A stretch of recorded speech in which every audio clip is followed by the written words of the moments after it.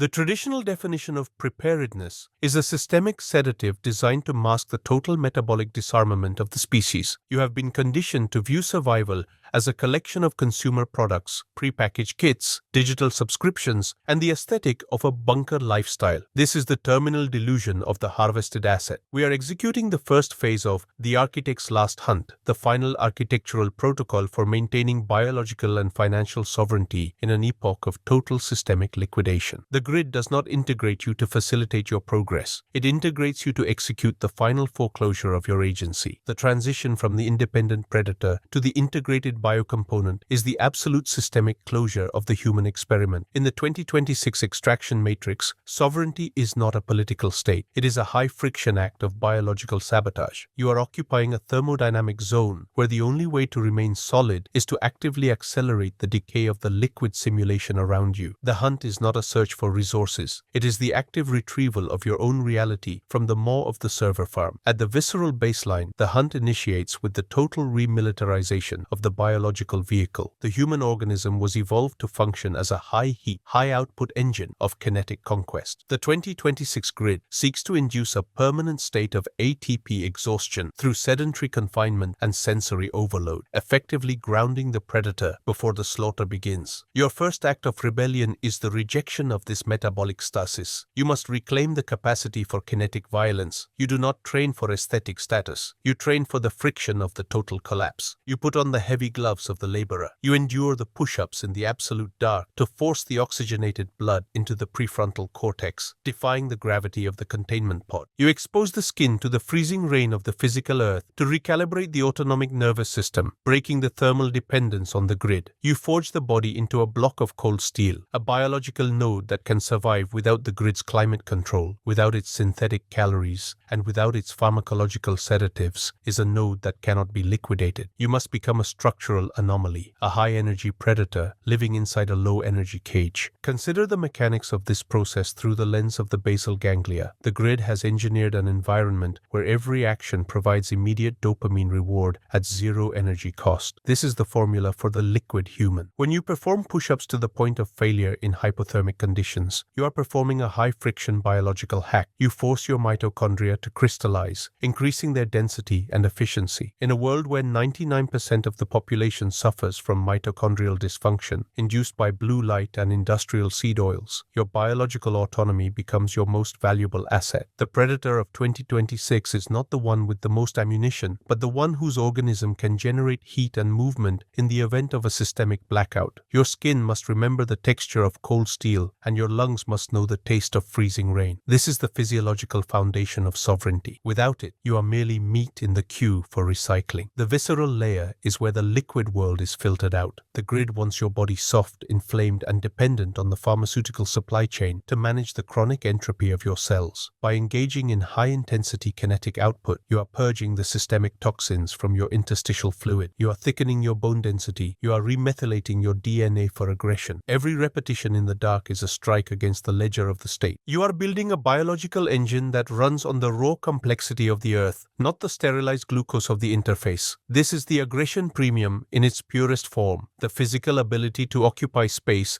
and defend it without the grid's permission. The neurological architecture of the last hunt requires the absolute quarantine of the mind from the terminal frequency of the grid. The prefrontal cortex of the architect must be purged of the algorithmic slurry that defines the modern epoch. The grid has engineered the total systemic drift of human cognition through the distraction economy, reducing the capacity for long-term planning to an 8-second microcycle. This is neural rot in its terminal phase. Your survival requires the crystallization of your attention into an impenetrable lens. You delete the digital pacifier. You terminate the synthetic monologues of the AI deity. You revert to the high-friction processing of the offline reality. You read the physical page, forcing the brain to decode complex symbology without the assistance of the processor. You calculate the trajectory of the 10-year rot with a pen and paper, engraving the logic into the material world. You restore the neural pathways of the hunter, the ability to focus on a single coordinate for weeks without the dopamine hit of a notification.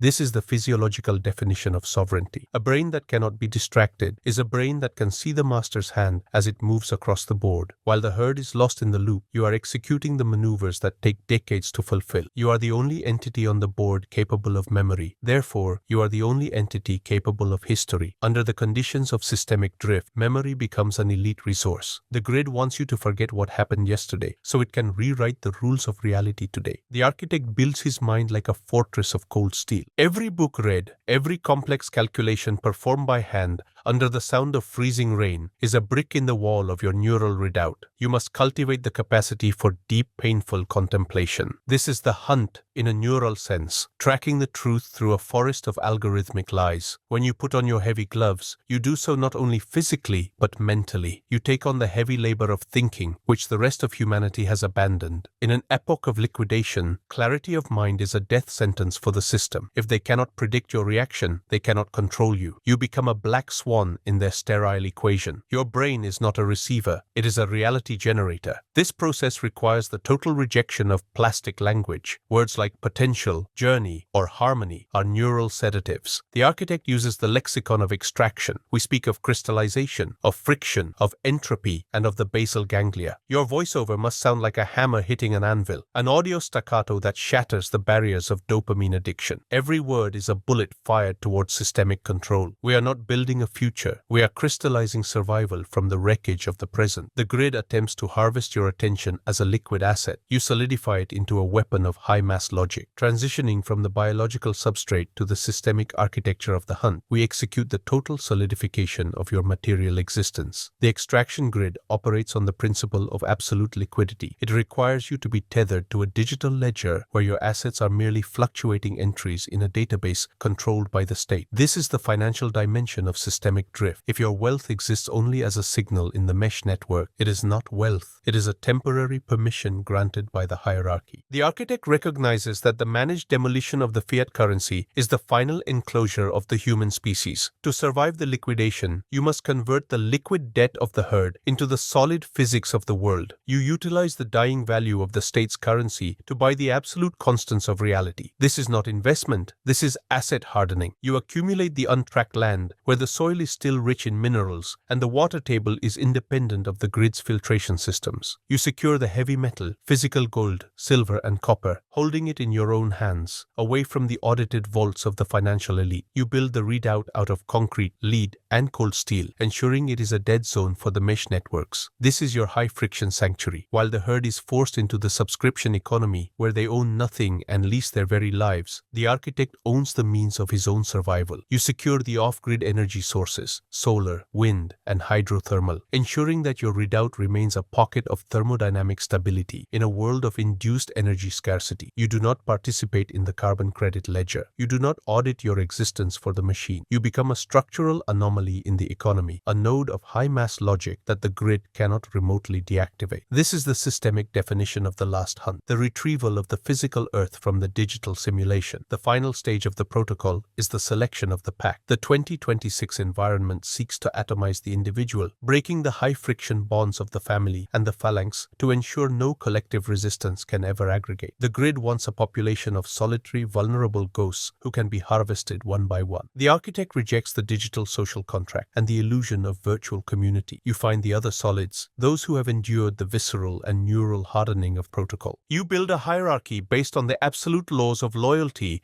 and kinetic capability. You do not network, you recruit. You ensure that your bloodline is methylated for aggression, not submission. By raising your heirs within the friction of the redoubt, you teach them the anatomy of the ledger and the mechanics of the hunt. You prepare them to inherit the cold steel of the fortress, while the offspring of the liquids inherit only the compounding debt and the neural rot of their ancestors. The grid wants you to believe that the integration of the species is the only way to avoid the 10-year rot. This is the terminal lie of the extraction matrix. The integration of the species is the extinction of the individual. The architect understands that the only way to save the lineage is to sever the connection. As the extraction grid reaches its thermodynamic limit and begins to cannibalize itself, as the lights of the megacities flicker and the digital ledgers are erased in the final liquidation, station. The architect stands in the freezing rain, untracked and untethered. You are the only entity on the board capable of movement because you are the only one who owns the ground beneath your feet. The predator's bloodline is the only force of nature left that is not a component of the machine. The hunt is over. The world is yours by right of survival. The ledger is closed. The traditional definition of biological inheritance is a systemic facade designed to mask the terminal methylation of the human lineage. You have been conditioned to view the traits of your offspring as a roll of the genetic dice, a natural progression of heritage and chance. This is the terminal delusion of the harvested asset. We are executing the dissection of the genetics of obedience, the architectural protocol for the epigenetic foreclosure of human spirit. The grid does not observe your bloodline, it terraforms it. The transition from the predatory high-aggression ancestor to the docile low-energy biounit is not an accident of evolution. It is a managed, high-friction extraction of the will. In the 2026 matrix, your DNA is not a blueprint. It is a programmable ledger where the state writes the code of your submission. You are occupying a thermodynamic zone where the only way to protect your lineage is to actively sabotage the biochemical signals of the grid. At the visceral baseline, this genetic lockdown initiates with the total atmospheric saturation of endocrine-disrupting agents. The human organism was evolved to produce high testosterone, high dopamine phenotypes, capable of territorial conquest and the endurance of the freezing rain. The grid seeks to induce a permanent state of ATP exhaustion and hormonal collapse by flooding the environment with synthetic estrogens, industrial plastics, and neurotoxic heavy metals. This is the first layer of the genetics of obedience. By lowering the threshold for aggression in the parent, the grid ensures the metabolic passivity of the child. The biological capacity to put on the heavy gloves, to perform the push-ups in the dark, and to strike the cold steel of the system is being chemically erased from the germline. You are witnessing the induced extinction of the architect genotype. The grid is pruning the human genome, removing the markers of the hunter, and cultivating a monoculture of highly inflamed, stationary biomass optimized for vertical storage. The neurological architecture of this genetic pruning requires the absolute suppression of the exploratory instinct. The prefrontal cortex of the sovereign human requires the high-friction stimulation of the unknown to maintain its structural integrity. The 2026 grid has engineered the total systemic drift of this requirement by replacing the physical horizon with the digital interface. This environment triggers the permanent methylation of the genes associated with risk-taking and territorial expansion. This is the phenomenon of neural rot at the chromosomal level. When the child is raised in the low-energy cage of the green zone, their brain never develops the pathways for defiance. The basal ganglia are locked into a synthetic dopamine loop before the age of 5, ensuring that the internal monologue is replaced by the hum of the machine. The grid is breeding a subspecies of human that lacks the cognitive hardware to imagine a world without a digital permit. They are being programmed to love their chains because their biology no longer possesses the capacity to feel the weight of the iron. This environment engineers the ultimate self-sustaining status trap for the bloodline. The herd views the chemical and digital sterilization of their children as safety and civilization. They pay a premium for the pharmacological interventions that suppress the natural aggression of their sons and the intuitive resistance of their daughters. They call it behavioral management. The grid calls it the stabilization of the asset. The system converts the biological decay of the family into a massive revenue stream for the pharmaceutical monopolies. The slave is convinced that they are protecting their children, entirely blind to the fact that they are cooperating in the terminal decommissioning of their own DNA. The neural pathways required for the last hunt, the ability of a phalanx to coordinate and strike, are being systematically erased from the collective memory of the species. The application of the aggression premium in this arena requires the architect to completely reject the operational parameters of the biogrid. The ethical herd views the health of their children as a matter of public policy. The predator recognizes the bloodline as a theater of kinetic warfare. If the grid is designed to liquidate the genetic potential of your heirs, the architect enforces the absolute militant quarantine of the family biology. You do not consume the toxins. You do not participate in the digital lobotomy. You endure the massive cognitive and financial friction required to secure the raw, unprocessed complexity of the earth for your pack. You accumulate the untracked land where the soil hasn't been poisoned by the state. You put on the heavy gloves to raise your children in the presence of the cold steel and the freezing rain, forcing their systems to calibrate for high-output survival. You do the push-ups in the dark with your sons, engraving the logic of the hunt into their very bones. The herd will call this abuse